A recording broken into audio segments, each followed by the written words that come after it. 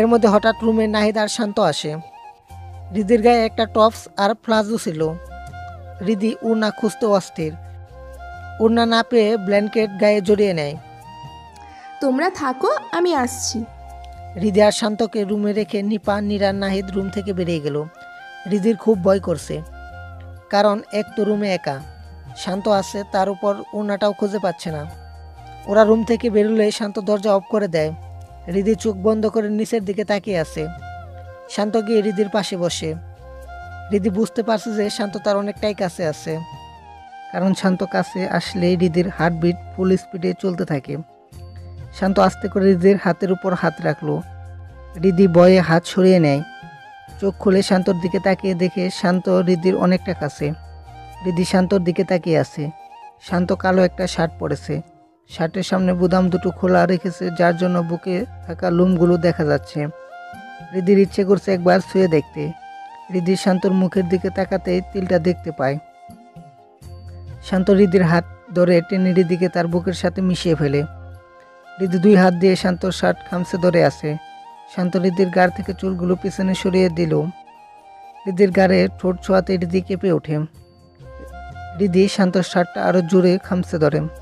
শান্ত তো রিদির প্রতি নেশাটা আরো বেড়ে যায়। রিদির গাড়ে স্লাইড করতে থাকে। শান্তর প্রত্যেকটা ছোঁয়ায় রিদি কেঁপে উঠছে। শান্ত রিদির ঠোঁটের দিকে এগোতে দরজা কেউ নক করে। রিদি শান্তর কাছ থেকে অনেকটা দূরে চলে যায়। এটা আমি কি করতে যাচ্ছিলাম? রিদি দৌড়ে ওয়াশরুমে চলে গেল। আয়নায় নিজেকে দেখে নিজেই লজ্জা পাচ্ছে। এটা কি করতে যাচ্ছিলেন? আমি স্যারকে বাধা দিলাম না কেন? রিদি চোখ বন্ধ করলে শান্তর প্রত্যেকটা ছোঁয়া অনুভব করে। এদিকে শান্ত দরজা খুলে দেখে নীরা এসেছে। ভাইয়া, দিদিকে রেডি হয়ে আসতে বলেন। তুমি এখানে থাকো, আমি যাচ্ছি। শান্ত রুম থেকে বেরিয়ে গেল। নীরা এসে ওয়াশরুম নক করে। দিদি তাড়াতাড়ি বেরিয়ে আয়। আসছি। এমন কি কি করলি যে সোজা শাওয়ার নিতে হলো? মায়ের খাইবি? সরি, এই নে এই ব্ল্যাক জামাটা পর। ব্ল্যাক কেন? দেখিস নাই ভাইয়ারা ড্রেস ব্ল্যাক। আর এই জন্য আপনি আর নাহিদ ভাইয়াও নীল কালার পরছেন। আরে না না। না না কি? কার সাথে কি ম্যাচ করেছেন দেখতেই তো পারছি। আমি ইচ্ছে করে পড়িনি, কিভাবে ম্যাচ হলো আমি জানি না। আমি এতটা বোকা না, সব বুঝি। দাঁড়ান, আপনাকেও নিয়ে যাওয়ার ব্যবস্থা করছি। দূর, কি বলিস এসব? নীরা ড্রেসটা রেখে দৌড়ে চলে যায়। রিদি তৈরি হয়ে ড্রয়িং রুমে গিয়ে দেখে সবাই একত্রে বসে গল্প করছে। রিদি ওদের সামনে যেতেই শান্তন রিদিকে দেখে হা হয়ে যায়। ড্রেসটা রিদিকে অনেক মানিয়েছে। শান্ত রিদি কেউ কারো থেকে কম না। ভাইয়া, এভাবে হা করে তাকিয়ে আছো কেন? শান্ত রিদি থেকে চোখ সরিয়ে নিল। তোমরা তাড়াতাড়ি বাসায় ফিরো। জি ভাইয়া। নীরা, তুমিও ওদের সাথে যাও। আমি আমি কেন? তুমি রিধিকে হেল্প করবে। হ্যাঁ, নীরাকে ছাড়া তো আমি যাবই না। নাহিদ নীরাকে ইশারায় কিছু বলছে। শান্ত আর রিদি এটা খেয়াল করলো। হ্যাঁ নীরা, তুমিও চলো। সবার জোরাজুরিতে নীরাও ওদের সাথে গেল। শান্ত আর নাহিদ সামনে বসলো। রিদি আর নীরা পিছনে বসলো। শান্ত ড্রাইভ করছে। রিদি আর নীরা বকবক করেই যাচ্ছে। শান্ত লুকিং গ্লাসটা ঘুরিয়ে দিল যাতে রিদিকে দেখতে পায়। রিদি কথা বলতে বলতে লুকিং গ্লাসের দিকে তাকাতেই দেখে শান্ত তার দিকে তাকিয়ে আছে।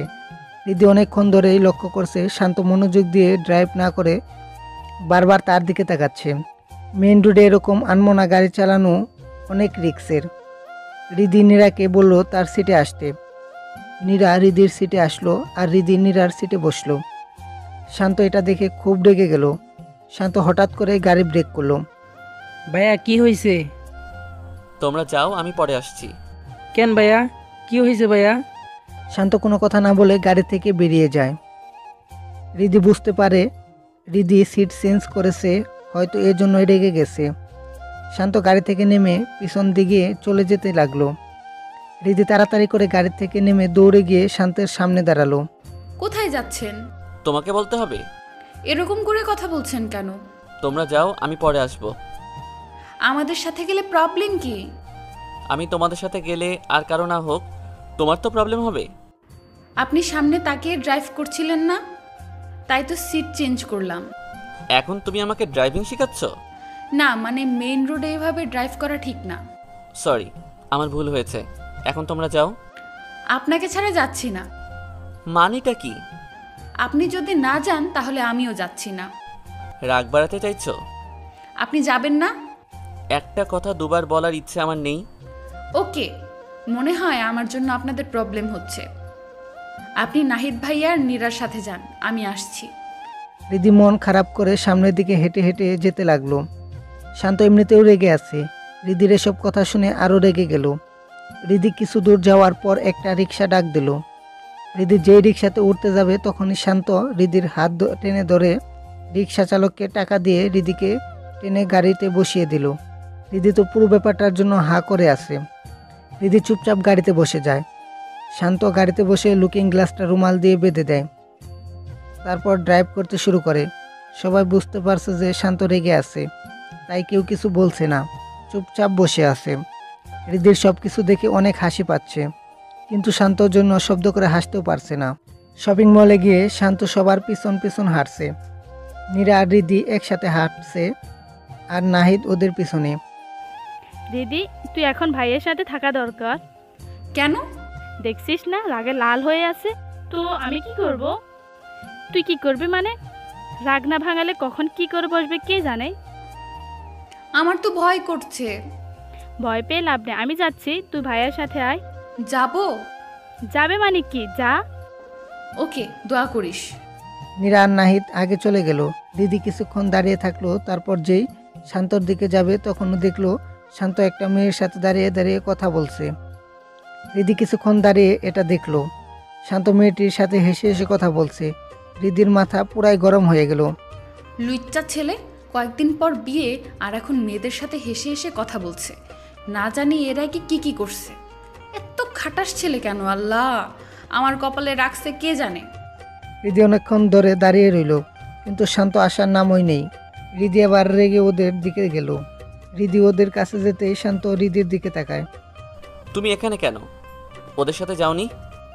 এটা কে শান্ত? আমার কাজিন। কি? আমি আপনার কাজিন? লজ্জা করে না মিথ্যা বলতে? নিজের বউকে কাজিন বানিয়ে দিলেন। ওই মেয়ে, কে তুমি? তোমার সাহস কি করে হয় 32 দাঁত বের করে ওনার সামনে কথা বলতে? কে হন উনি তোমার? এক্স নাকি এখনো রিলেশন আছে? আই শুন, যদি এখনো রিলেশন থেকে থাকে তাহলে এই মুহূর্ত থেকে সব কিছু ভুলে যাও, না হলে কিন্তু তোমাদের দুজনকেই গোবরের পুকুরে একদিন ডুবায় রাখবো। শান্ত, এসব কি? রিধি, চুপ থাকতে বলছি। কি চুপ করবো? ভালোই ভালোই মেয়েটির সাথে ব্রেকআপ করেন, না হলে কিন্তু খুব খারাপ হবে। ত্রিনা প্লিজ, তুমি এখন যাও। এই, কোথাও যাবে না তুমি। আর হ্যাঁ, কি বললেন আপনি? পরে কথা বলবেন মানে কি? আমি বললাম না এখন ব্রেকআপ করতে? বিয়ের পরেও অন্যজনের সাথে রিলেশন রাখবেন, আর আমি বউ হয়ে আপনাদের রিলেশনে জোড়া লাগাবো ভাবছেন? এরকম মেয়ে আমি না। দেখো, তুমি ভুল ভাবছো। ওই মেয়ে, তোমাকে চুপ থাকতে বললাম না? রিধি, কি কি বলবেন? আমাকে এতটা সস্তা মনে করেন? নাকি ভাবছেন বিয়ে করে 2 দিন পর আমাকে ডিভোর্স দিয়ে এই মেয়েটাকে নিয়ে বাসায় তুলবেন? এরকম কখনো হবে না। মরার আগ পর্যন্ত আমি কোথাও যাব না। রিধি, চুপ থাকতে বলছি। শান্তর বকা শুনে রিদির চোখে পানি চলে আসলো। রিদি হাতে থাকা ফোনটা জোরে ফ্লোরে ছুঁড়ে মারলো। তারপর সিঁড়ি দিয়ে দৌড়ে নিচে নামতে লাগলো। শান্ত ও রিদির পিছন পিছন নামতে লাগলো। রিধি দাঁড়াও। রিধি। রিদি কয়েকটা সিঁড়ি নামার পর হুঁচট খেয়ে পড়ে যেতে লাগলে শান্ত হাত ধরে টেনে ওর বুকে জড়িয়ে নেয়। রিদি ভয় পেয়ে শান্তকে আরও শক্ত করে জড়িয়ে ধরে। সবাই ওদের দিকে তাকিয়ে আছে, আবার কেউ কেউ ছবিও তুলছে। রিধি, সবাই তাকিয়ে আছে।